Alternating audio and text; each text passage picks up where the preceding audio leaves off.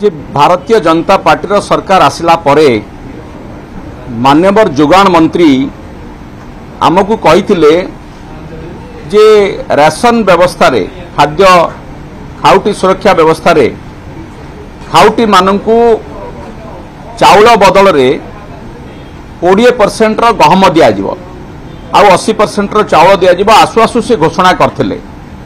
से घोषणा को या भितरे 9 मास बीती गलानी। आज प्रश्न काल रे मु तांको से प्रश्न पचारली जे आपण तो कहिथिले एवं बारंबार तारीख मध्य देइथिले जे ई गहम आसीजिबो गहम बंटन करा जिवो। ठीक जेमिति मानवर मंत्री आलू समय रे जो जेमिति धुआं बाण मारुथिले आलू ट्रेन आसुची आलूर पश्चिम बंग एतिकी आसीबो उत्तर प्रदेश एतिकी आसीबो एवं बारंबार से भूल प्रमाणित होइतला। गहम क्षेत्र में मध्य आज पर्यंत मान्यवर मंत्री बारंबार हमको स्वप्न देखैछंती किंतु आज पर्यंत गहम आसिला नाही।